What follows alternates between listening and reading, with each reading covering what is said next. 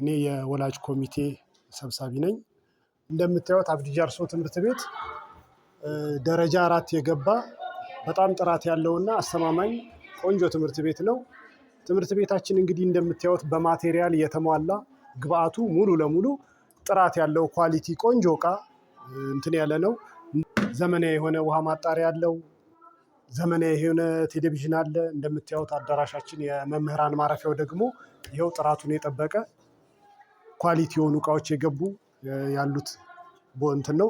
ሶፋም እንደምታዩት ነው። መምህራን እዚች ላይ አረፍ ብለው ራሳቸውን ዘና እያደረጉ እረፍት የሚያደርጉበት ቦታ ነው። እንደምታየው ጥራት ያለው እቃ ነው።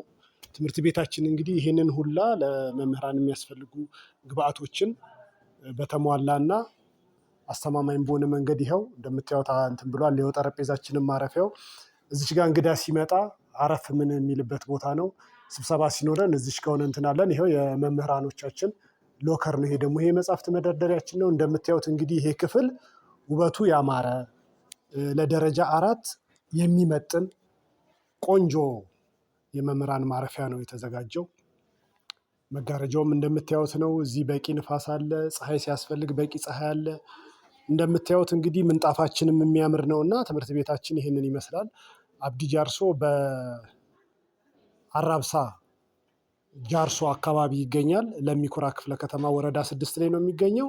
ይህን የመሰለ ትምህርት ቤት እንግዲህ መንግስታችን አደራጅቶ አስረክቦናል። እኛም ይኸው በአግባቡ ይዘን ልጆቻችን እንዲገለገሉ እያደረግን ነው እና ትምህርት ቤታችን ይህንን ይመስላል ከሞላ ጎደል። ውጭ ደግሞ ብታዩት በጣም ያማረ ቆንጆ ቪው ያለው የስፖርት ማዘውተሪያ ያለው የልጆች መጫወቻ በብዛት እና በጥራት ያለው ቆንጆ ትምህርት ቤት ነው። ይህንን ላደረገልን አካል ደግሞ ከልብ የመነጨ ምስጋና አለን። እናመሰግናለን።